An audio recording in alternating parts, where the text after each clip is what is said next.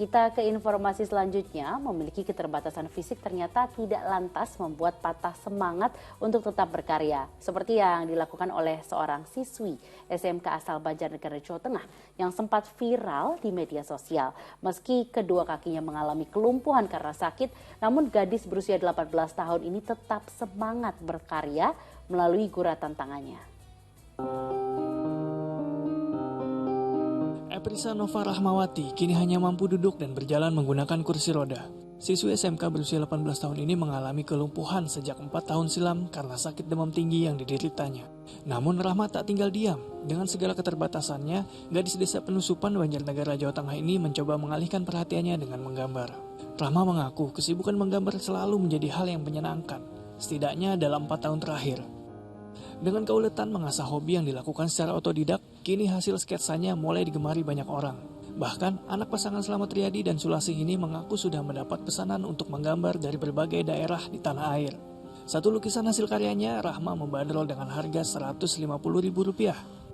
Awal mula suka gambar emang dari dulu udah suka sama kertas sama pensil. Terus karena saya sakit 4 tahun ini, jadi banyak waktu di rumah. Nah, daripada waktunya kebuang, jadi saya manfaatkan untuk belajar gambar lagi. Saya belajar gambar otodidak dari tutorial YouTube, terus saya kembangin lagi.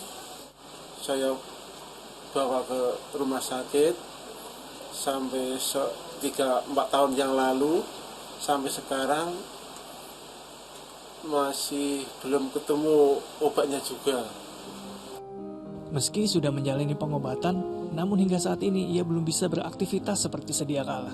Rahma dan keluarga berharap bisa diberi kesembuhan dan hasil karyanya dapat diterima oleh masyarakat. Margianto melaporkan dari Banjarnegara, Jawa Tengah. Masya Allah, mengalami disabilitas tidak membuat Rahma patah semangat. Justru ia bisa menggali potensi dirinya, yaitu dengan menggambar. Dan gambarnya juga bagus-bagus ya Ustaz ya. Nah, supaya Rahma dan para penyandang disabilitas lain tambah semangat, adakah keutamaan dari mereka yang diuji oleh Allah dengan cara seperti ini, Ustaz? Ya, saya tentu salut ya, sangat mengapresiasi keteguhan ya dari Ade Rahma tadi. Ya. Saya lihat juga karyanya bukan karya biasa ya, bagus sekali, hebat sekali ya. Dan kalau misalnya dibantu disiarkan oleh Muslim Update ini, ya insya Allah semoga semakin banyak orang yang memesan, bahkan boleh jadi gitu ya, ini ditingkatkan lagi kepada karya-karya lukis yang kemudian bisa dipajang di berbagai tempat atau pameran di berbagai tempat-tempat yang bergengsi gitu ya.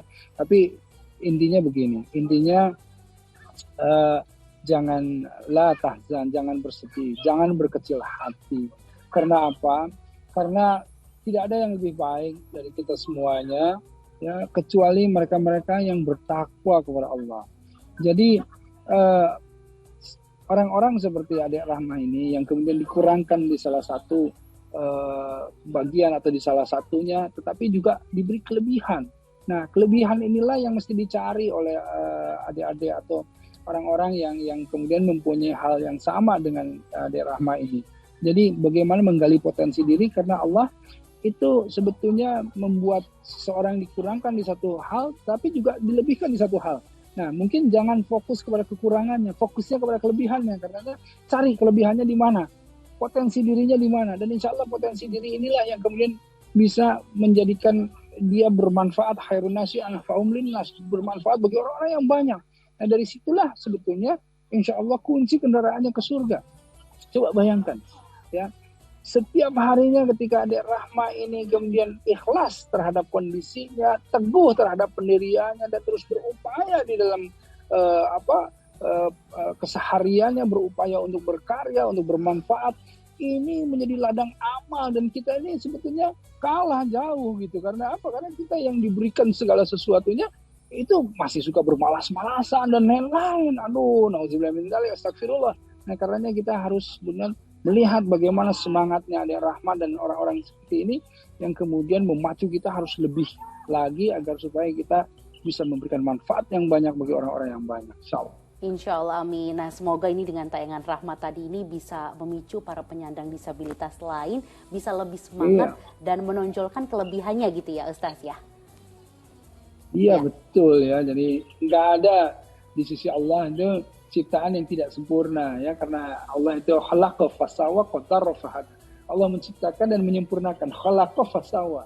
Ya, qaddara fahada, dan menetapkan ya, dan kemudian memberikan petunjuk. Jadi untuk Allah ini kondisi seperti ini tuh sudah disempurnakan dengan diberikan ketetapan. Kalau orang yang tidak bisa melihat, ya itu ketetapan Allah dan diberikan petunjuk. Dia tidak akan dihisap dari matanya. Orang yang tidak bisa mendengar tidak akan dihisap dari telinganya. Nah, sekarang kita diberikan mata. Nah, kalau dihisap, ya Allah ya Rabb, banyak sekali mata ini yang kemudian na'udzubillah min dzalik ya, bisa melakukan hal-hal yang buruk gitu. Nah, karenanya ayo, segala sesuatunya itu tidak ada yang lebih baik kecuali yang bertakwa di sisi Allah. Ayo kita masuk ke dalam ketakwaan. Ya, baik Ustaz. Kita ke informasi selanjutnya.